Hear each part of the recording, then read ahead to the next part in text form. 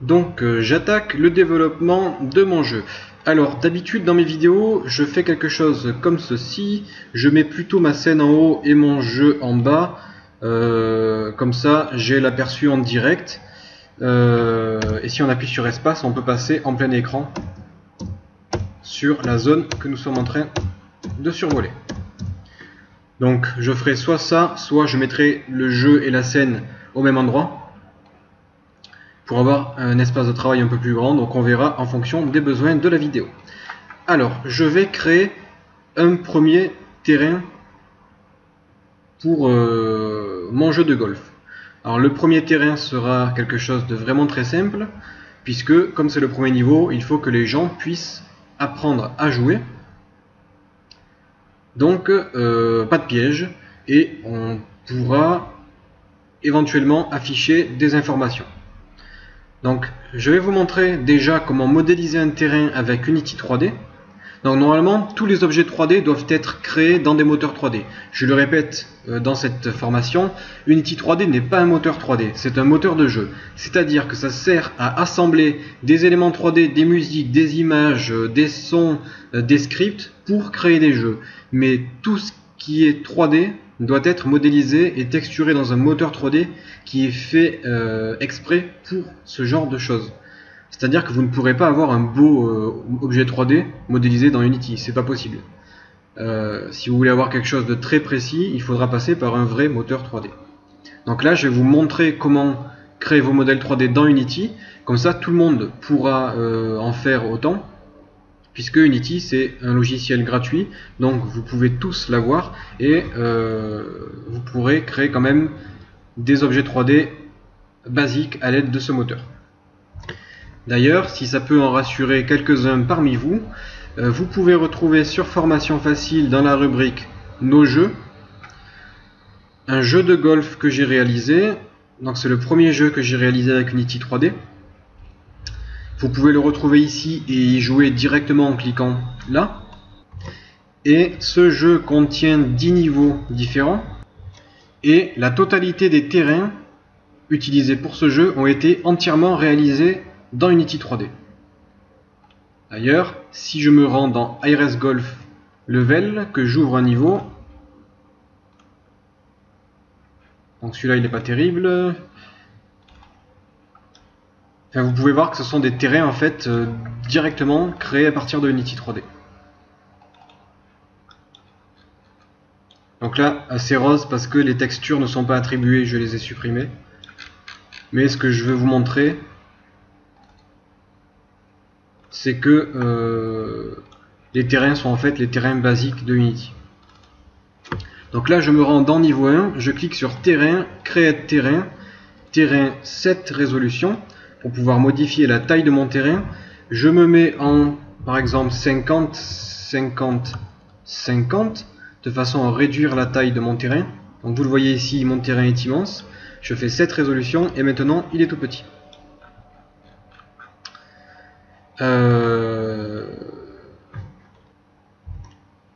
On va prendre dans les GameObjects la balle que nous allons utiliser pour ce jeu. Et on voit que la balle est vraiment toute petite par rapport au terrain. Donc le terrain est encore un peu grand. Là ce que je vais faire, c'est que je vais faire un terrain en long. En fait je vais faire un tout petit terrain. Je vais faire une largeur de 5 et une longueur de 10.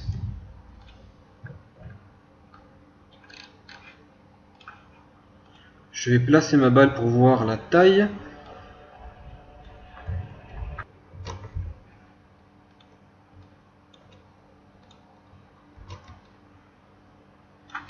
Et là, ça a l'air quand même un petit peu mieux. Donc, la balle, je vous montrerai comment la créer, puisque bon, il y a quand même quelque chose d'assez spécial à faire. Ce que je fais, c'est que je me mets au-dessus de mon terrain. Je vais sélectionner l'outil qui me permet de modifier la hauteur de mon terrain, donc de créer des montagnes. Je vais prendre une grosse brush ici, que je vais augmenter. Je vais mettre l'opacité à fond. La hauteur, je vais la mettre à 1. et je vais peindre. Je vais peindre la totalité de mon terrain. Donc là en fait ce que je fais, c'est que je surélève mon terrain comme ceci.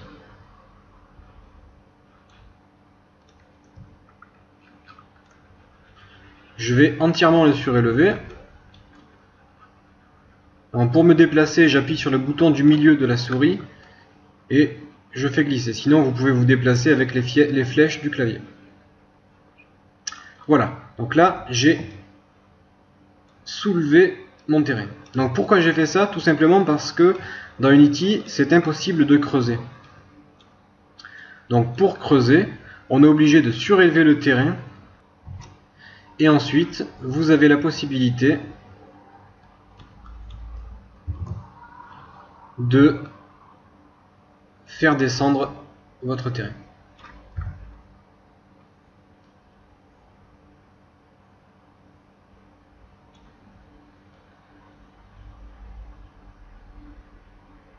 Donc là je me suis remis à une hauteur de 0.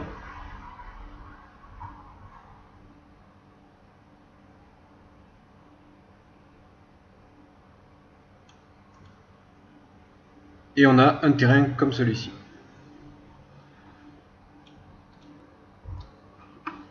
Ce que je vais faire, c'est que je vais aller sur terrain, cette résolution. Je vais me mettre en 10 par 10, au moins j'aurai un terrain carré. Et je vais faire ça. Je vais mettre tout ça au-dessous.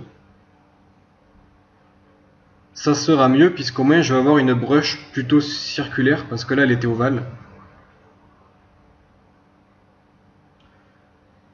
Ok, donc là on a notre terrain. Je me mets bien au-dessus de mon terrain. Je vais zoomer sur une zone précise de mon terrain. Et je vais réduire la taille de ma brush. Je vais essayer de prendre la même taille que ma balle. Pour cela, je prends ma balle, je la mets sur le terrain, je reclique sur mon terrain, je reclique sur ma brush et je regarde si c'est la bonne taille. Donc là, c'est encore un peu grand. Ok, donc là, c'est à peu près bon. Je vais faire le trou pour la balle en creusant et on peut comparer si le trou est assez et de bonne taille en fait pour la balle.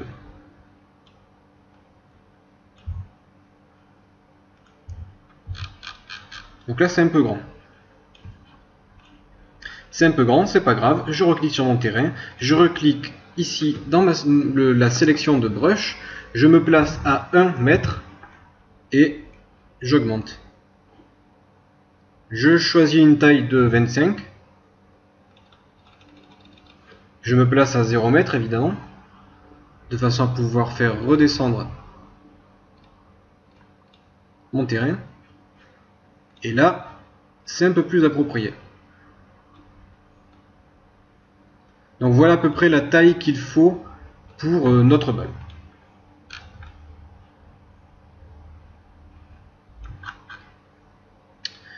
Une fois que j'ai fait ça, on peut colorier notre terrain si vous le souhaitez. Donc, vous coloriez le terrain comme vous voulez. Vous pouvez prendre les textures qui vous plaisent. Je vais par exemple prendre celle-ci. Donc, pour ajouter une texture à mon terrain, je clique sur mon terrain, je le sélectionne. Dans mon inspecteur, j'ai les outils du terrain. Je vais sur le pinceau. Je vais sur Edit Texture, Add Texture. Je prends ma texture, je la fais glisser. Je clique sur Add. Et là, la texture est trop grande. Donc, je clique sur Edit Texture. Et je vais me mettre en 1 par 1. Je regarde ce que ça fait. Là, c'est un peu mieux. Je vais voir en 2 par 2. En 2 par 2, c'est pas mal aussi. Donc, je vais laisser comme ça. Je vais laisser ma texture comme ceci. Évidemment, vous pouvez ajouter plusieurs textures. On fait exactement la même manipulation. On clique sur le petit rond à droite ici. Et là, on peut naviguer donc dans nos textures. Puis si on trouve quelque chose d'intéressant, on va pouvoir l'ajouter. Bon, juste pour vous montrer, je vais par exemple prendre un rocher. Je regarde vite fait si j'ai rien d'autre. J'aurais pu par exemple importer une texture d'algue.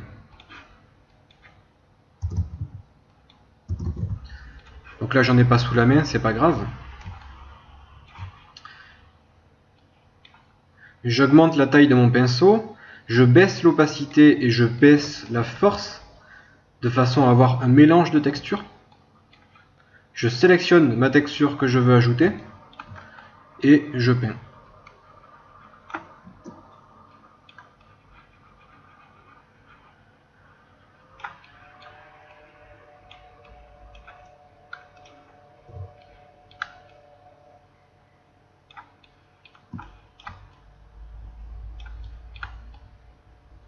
Donc vous pouvez faire tous les mélanges que vous souhaitez, superposer plusieurs textures, créer des terrains en pierre, en herbe, en glace, en roche. C'est vous qui choisissez. Donc là, bon, j'aurais dû le faire depuis le début. Ça sera pas terrible. On aurait dû mettre élever le terrain en fait de beaucoup plus qu'un mètre. On aurait dû mettre au moins une dizaine de mètres de hauteur. Puisque là, ce que je vais faire, c'est que pour combler le décor, je vais ajouter de l'eau. Et l'eau, en fait, on va voir à travers l'eau, on va voir le carré qui est en dessous. Vous allez comprendre. Je vais ajouter une nouvelle texture pour masquer un peu ça. Je vais aller chercher une texture d'eau, ici.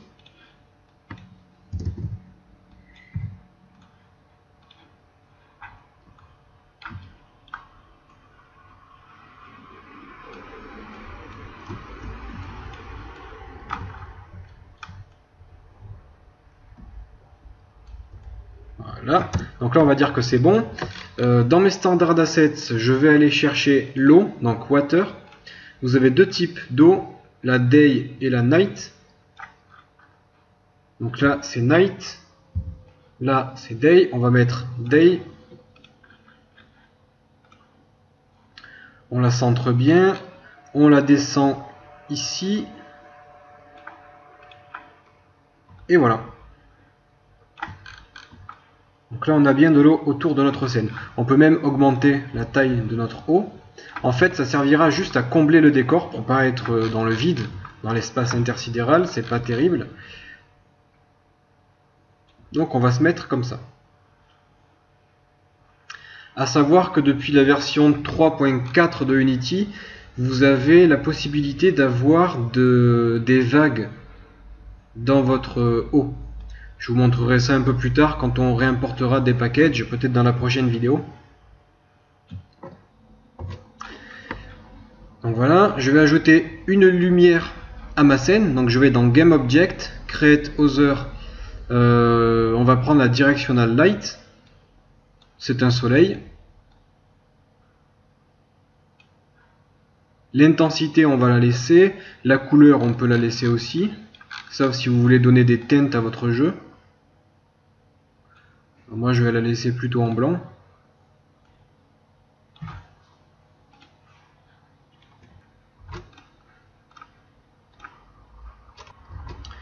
Je vais ajouter une skybox. Dans mes standards d'assets, j'ai des skybox ici. Donc, ce sont différents types de ciel.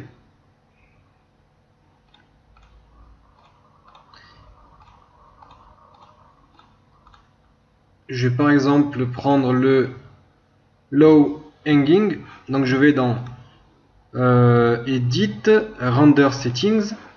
Ici, j'ai Skybox. Je prends ma Skybox, je la fais glisser, je la dépose. Et ainsi, j'ai un ciel qui apparaît dans mon jeu. Maintenant, je vais prendre ma caméra et je vais la placer à l'endroit où elle devra être placée. C'est-à-dire un peu derrière la balle. Et un peu vers le bas, comme ceci.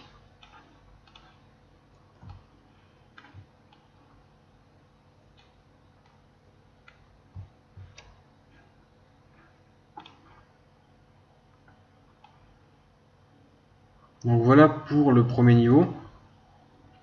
Quelque chose de très simple. Pour que ça soit encore plus facile, ce qu'on va faire, c'est qu'on va créer des barrières. GameObject, create other, cube. Là, on a un cube. On va l'étendre de la taille de notre terrain.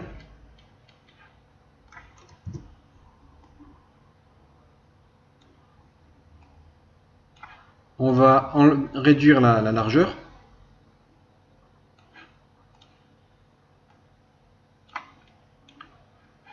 On va réduire la hauteur.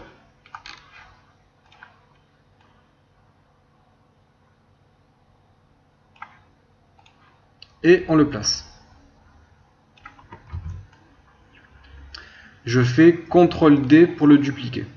Je ne vais pas le dupliquer tout de suite en fait. Ce que je fais, c'est que je vais lui ajouter une texture. Donc pour ajouter une texture à un objet, vous sélectionnez votre objet. Vous allez dans vos textures. Donc les textures que j'utiliserai, je vous les donnerai. Vous faites glisser la texture et elle apparaît sur votre cube.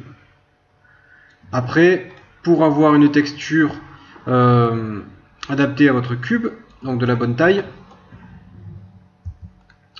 il faudra modifier la façon de l'afficher. C'est-à-dire qu'en fait, ici, en X, dans le tiling en X, dans les options de ma texture, si je mets 10, ma texture sera répétée 10 fois sur toute la longueur de ma planche. Si je mets 1, on voit que ma texture, elle est tout étirée, donc c'est pas très beau. Si vous mettez 15, c'est 15 répliques de texture. Donc là, c'est bon. Je fais CTRL D pour la dupliquer.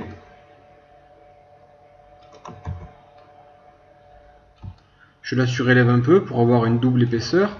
Je sélectionne l'autre en appuyant sur CTRL. Je fais à nouveau CTRL D pour dupliquer le groupe. Je place mes planches de l'autre côté. Donc là, j'ai bien mes planches des deux côtés de mon terrain. Ensuite, je fais encore CTRL D. Je vais sur l'outil de rotation. J'appuie sur SHIFT pour avoir une rotation plus propre. Non, c'est sur CTRL, pardon. Et je me place à 90 degrés. Je vais placer les planches de l'autre côté, mais je vais les réduire sur la longueur, comme ceci.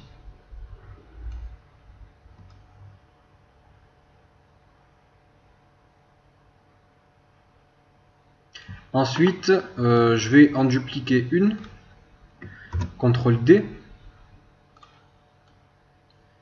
et je vais la faire tourner de 90 degrés aussi. Donc je sais que c'est 90 degrés puisque ça s'affiche ici dans l'éditeur.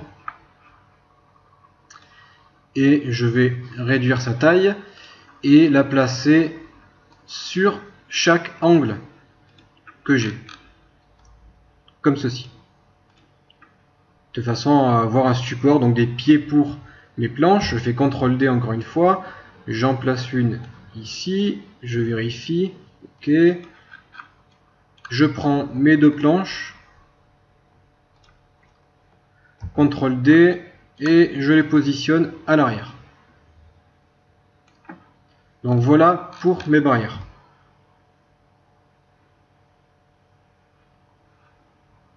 Maintenant ma balle ne pourra plus tomber. Donc on vérifie quand même qu'il y a des objets de collision sur mes planches. Donc je clique dessus et j'ai bien ici Box Collider, qui signifie que ma balle ne pourra pas passer au travers. Si jamais il n'y a pas le Box Collider, il faudra aller sur Component, Physics, et on a bien le Box Collider qui rend notre planche solide.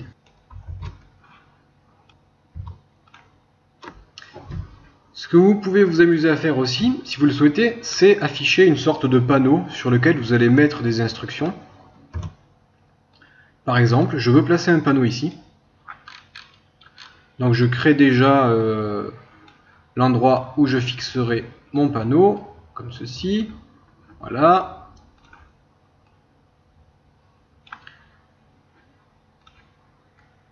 Ensuite, je crée un cube. Mon cube, je l'aplatis. Je l'allonge un peu. Je le réduis en hauteur. Je le place sur ma planche. Bien centré. Je le surélève et ensuite je l'oriente dans le sens où je souhaite donc le mettre. Comme ceci, voilà. On peut le rapprocher de la balle et vous avez la possibilité d'ajouter donc une texture que vous aurez créée. Par exemple, ici, Ires Golf 1.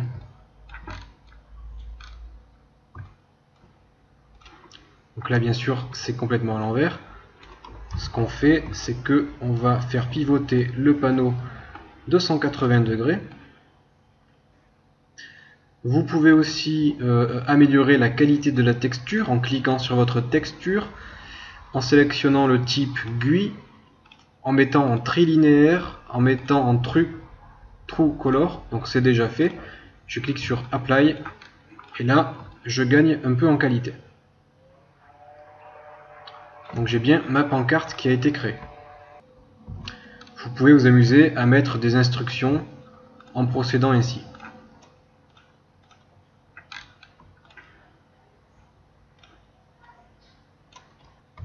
Ensuite, pour bien s'organiser, ce qu'on va faire ici, c'est qu'on va créer un objet vide, donc même pas, on va cliquer par là, on va faire GameObject, Create Empty. Donc là on a un objet vide. Mon objet vide, je le renomme, donc F2, et je vais l'appeler par exemple barre comme barrière. Je sélectionne toutes les planches qui font à l'arrière, je les place dans cet objet vide et ainsi c'est plus propre dans ma hiérarchie. On créera ensuite un objet qu'on appellera décor dans lequel on mettra tous nos objets décoratifs. Vous pouvez ajouter autant d'éléments décoratifs que vous le souhaitez. Donc là je crée quand même une scène basique. Voilà, donc là ça me convient. Pour le moment on va garder notre niveau 1 comme ça. On ajoutera d'autres éléments décoratifs un peu plus tard. On verra en fonction de ce que ça donne en plein jeu. Donc voilà pour cette partie modélisation de terrain directement dans l'éditeur de Unity 3D. Dans la prochaine vidéo, je vous montrerai comment modéliser un terrain dans un logiciel 3D.